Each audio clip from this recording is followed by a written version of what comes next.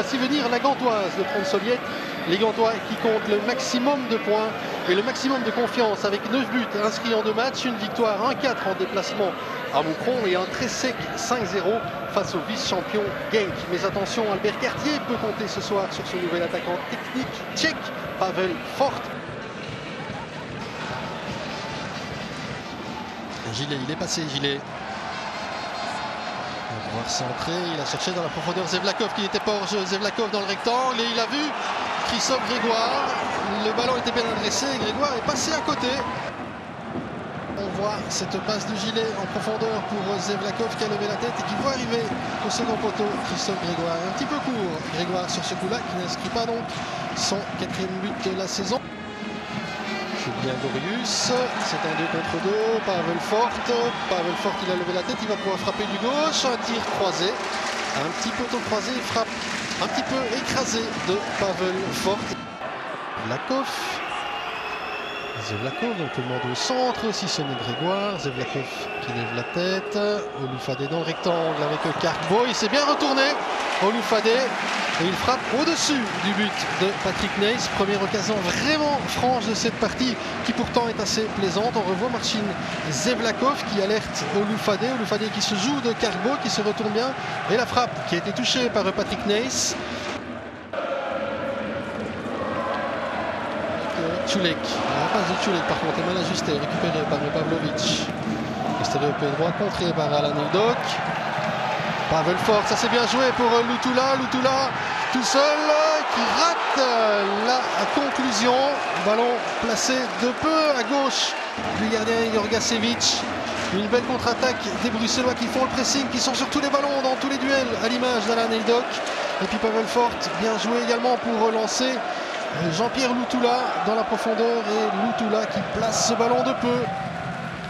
Rapidement, le centre de Grégoire repoussé de la tête par Čulek. Attention à cette reprise de Pavlovic. Regardez passer ce ballon. Enfin un bon centre de Christophe Grégoire. Repoussé dans un premier temps par Čulek. Et là, la retombée du ballon. Pavlovic. La reprise de volée du droit. Elle passe à côté. Oloufadé. C'est parti. La sortie de Patrick Neyss. Il y avait une tête là de Dominique Follet qui avait devancé Patrick Neyss. Et une tête qui passe au-dessus du but bruxellois. Ça chauffe de part et d'autre. On sent que les occasions se précisent.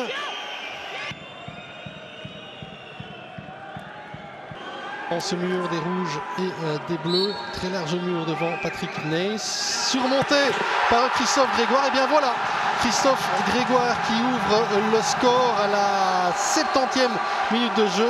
Le 4e but de la saison pour Christophe Grégoire qu'on n'avait pas vu jusque-là, qui n'avait pas adressé le moindre centre valable. Christophe Grégoire le disait hors du match. Et bien voilà, sur ce énième coup franc concédé par les Bruxellois qui font beaucoup de fautes mais qui se battent pour chaque centimètre carré de leur pelouse ici à Bruxelles.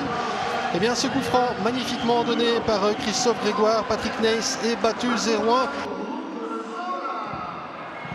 Il y a de l'enjeu, il n'y a plus que quelques minutes. Jean-Pierre Lutula. Alors va-t-il centrer cette fois? Le centre de Lutula. Oh, et le poteau qui renvoie ce ballon de Čulek. Ah, pas de chance pour les Bruxellois qui mériteraient vraiment d'égaliser et d'arracher leur premier point de ce championnat. On voit le centre de Lutula. Et Čulek qui arrive là, qui trompe Jorgasevic. La bonne sortie de Massimo Moya.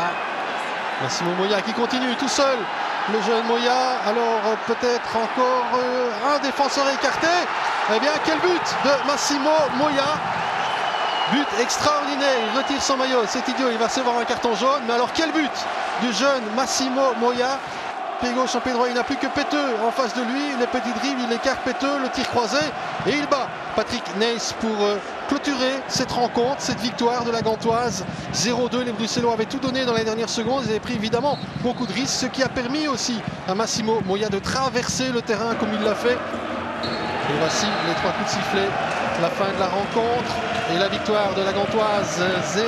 Cet homme à l'image, Guillaume Gilet, certainement l'homme du match, omniprésent, le back droit.